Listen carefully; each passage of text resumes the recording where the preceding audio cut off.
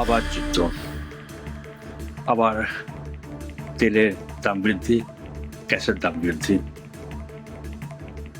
পশ্চিম এশিয়াতে আবার যুদ্ধের পরিবেশ।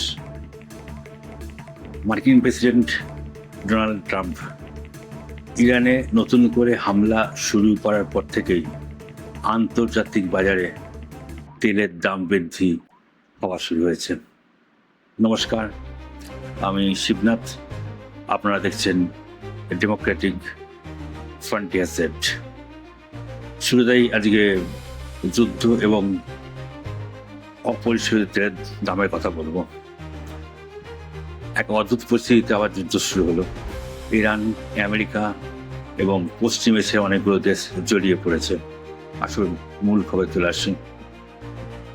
মার্কিন প্রেসিডেন্ট ডোনাল্ড ট্রাম্প ইরানে নতুন করে হামলা শুরু করার পর থেকেই আন্তর্জাতিক তেলের বাজারে আবার তেলের দাম বৃদ্ধি শুরু হয়েছে।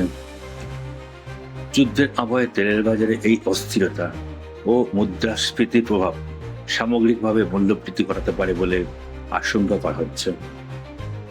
সে সময় আগে যুদ্ধে ইতি টানার লক্ষ্যে অন্তর্বর্তীকালীন চুক্তির অংশ হিসেবে ওয়াশিংটন ও তেহরান ঐক্যমত্য হয়েছিল যে 60 দিন পর্যন্ত কোনো ফি ছাড়াই জাহাজগুলি, অর্থাৎ তৈলবাহী জাহাজগুলি এবং এলপিজি বাহী জাহাজগুলি হরমুজ প্রণালী দিয়ে চলাচল করতে পারবে। কিন্তু সম্প্রতি ইরান জানিয়ে দিয়েছে যে এই প্রণালী দিয়ে তেলবাহী জাহাজগুলি চলাচলের পথ কেবল তারাই নিয়ন্ত্রণ করবে এবং ওই জলপথ ব্যবহারের জন্য ফিও নেওয়া হবে। ইরানের এই ঘোষণা ওই জলপথের দীর্ঘদিনের প্রচলিত ব্যবস্থাকে বদলে দেবে বলে অভিযোগ। মঙ্গলবার যেসব জাহাজে হামলা করা হয় সেগুলি সবই তেহরানের নির্ধারিত পথের পরিবর্তে ওমানের উপকূল সংলগ্ন একটি বিকল্প পথ ব্যবহার করেছিল বলে কয়েকটি খবরে দাবি করা হয়েছে। এবং প্রসঙ্গত বলা যেতেই পারে যে মাঝে যখন প্রথম যুদ্ধের দিকে ভারত কিন্তু ওমান দিয়ে তেল নিয়ে আসতো ভেনেজুয়েলা এবং অন্যান্য রাষ্ট্র থেকে। বুধবার তুরস্কের রাজধানী আঙ্কারায় নেটোর শীর্ষ বৈঠকে যুদ্ধবিরতি অবস্থা সম্পর্কে জানতে চাওয়া হলে ট্রাম্প বলেন, আমার কাছে মনে হয় এটাই শেষ। তিনি আরও বলেন, ওদের সঙ্গে ইরানের সঙ্গে সময় নষ্ট করার কোনো নেই। সাম্প্রতিক যুদ্ধ পরিস্থিতিতে অশোধিত তেলের দাম ব্যারেল প্রতি $100 উপরে উঠে গেছিল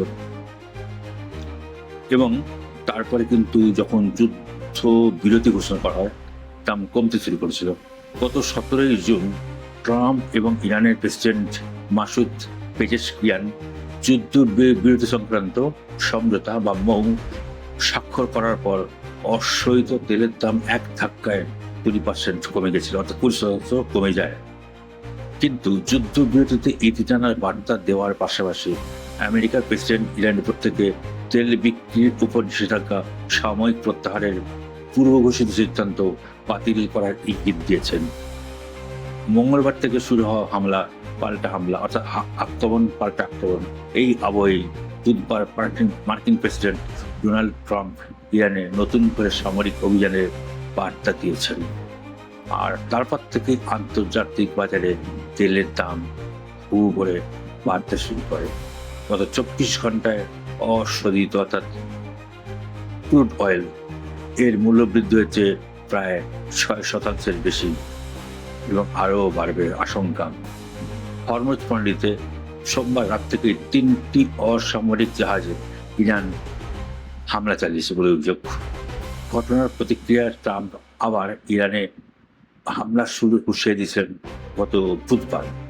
তারপরেই ক্রুড অয়েলের দাম 6.3% বেড়ে যায় এবং বেড়ে গিয়ে হয় $78.80। অন্যদিকে আমেরিকার ওয়েস্ট টেক্সাস ইন্টারমিডিয়েট বেঞ্চমার্ক ক্রুডের দাম 6.4% বেড়ে ব্যারেল প্রতি হয় $75। কৌশলগতভাবে গুরুত্বপূর্ণ হরমুজ প্রণালী দিয়ে জাহাজ চলাচলের নেতিবাচক প্রভাব পড়ার আশঙ্কায় ইতিমধ্যেই পুরো রাজনৈতিক ঝুঁকি তৈরি হয়েছে। তার জেরেই তেল এবং প্রাকৃতিক গ্যাস এলপিজি এর বাজার আবার চড়তে শুরু করেছে। বিশ্বকে তাই আশঙ্কা করছেন। নতুন করে আবার যুদ্ধ শুরু হলো। এবার যুদ্ধের কবে একটু বিষয়ে চলে আসছেন। যুদ্ধ শুরুর দ্বিতীয় দিনে কুয়েত, বাহরিন এবং কাতারে হামলা চালালো ইরান। পাল্টা মার্কিন যুদ্ধ বিমানের হানায় ইরানে কম করেও 15 জন নিহত হয়েছেন।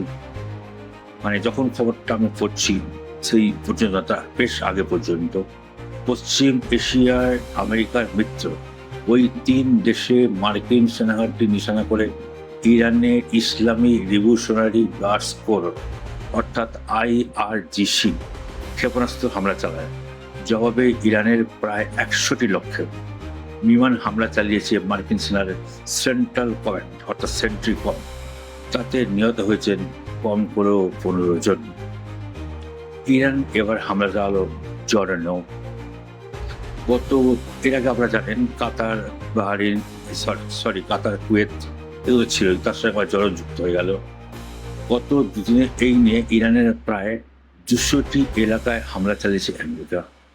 এর ফলে গত 17 জুন মার্কিন প্রেসিডেন্ট ডোনাল্ড ট্রাম্প এবং ইরানের প্রেসিডেন্ট মাসুদ পেজেশকিয়ানের সই করা অন্তর্বর্তী যুদ্ধবিরতি সমঝোতা মৌন এটা কার্যত নিষ্ফল হয়ে গেল। আশঙ্কা করছেন বিশেষজ্ঞ মহল। এই পরিস্থিতিতে বৃহস্পতিবার মানে আজ বিকেলে পশ্চিম এশিয়ার দেশ জর্ডানের রাজধানী আম্মানে বারবার কিন্তু সাইরেন বেজে উঠেছে। অর্থাৎ আজ বৃহস্পতিবার, আজকে বিকেলেই কিন্তু আম্মান জর্ডান রাজধানী, সেখানে কিন্তু সাইরেন বেজে বারবার, যাকে যুদ্ধের ইঙ্গিত।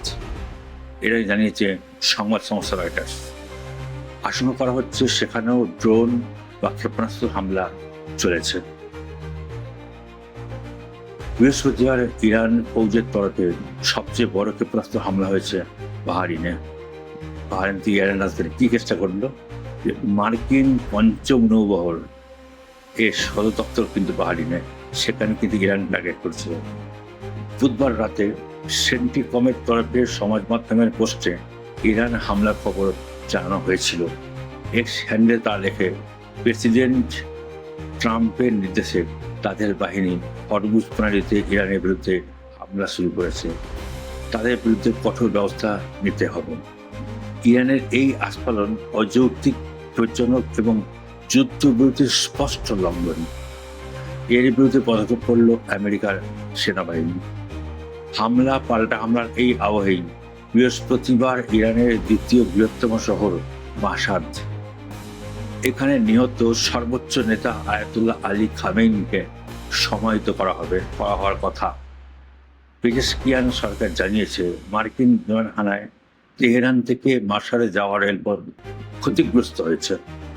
ফলে যাত্রীবাহী ট্রেন চলাচল স্থগিত করেছেন সংশ্লিষ্ট কর্তৃপক্ষ।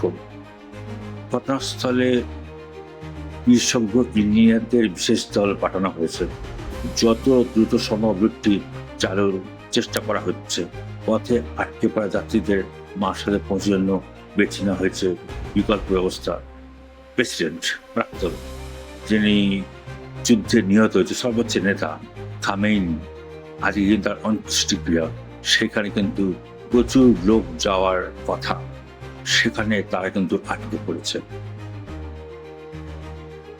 এবারে আমাদের পশ্চিমবঙ্গে একটু আবার খবর চলে আসে, এটা খুব গুরুত্বপূর্ণ। আজকে মৌসুমী অক্ষরেখা এবং ঘূর্ণাবর্তের কারণে সৃষ্ট নিম্নচাপ পড়োশী রাজ্যে বিহার, ঝাড়খণ্ড চলে গেলেও এই দুয়ের প্রভাবে আগামী কয়েকদিন দুর্যোগ চলবে রাজ্যের বিভিন্ন জেলায়। উত্তরবঙ্গের সব জেলাতেই রয়েছে ঝড় বৃষ্টির সতর্কতা। দক্ষিণবঙ্গের কয়েক জেলাতেও রয়েছে ভারী বৃষ্টির পূর্বাভাস। উত্তাল হতে পারে সমুদ্র, সে কারণে আগামী শুক্রবার পর্যন্ত অর্থাৎ আগামীকাল পর্যন্ত মৎস্যজীবীদের সমুদ্রে যেতে নিষেধ করা হয়েছে। আগামী সোমবার পর্যন্ত কিন্তু এটা চলবে। সমুদ্রের দমকা ঝোড়ো হাওয়ার গতি অনেকটাই বেড়ে যাবে, ঘন্টায় 55 কিলোমিটার। এই ছিল আজকের খবর। আমি শিবনাথ শেষ করলাম। আপনার সবাই ভালো থাকবেন। নমস্কার।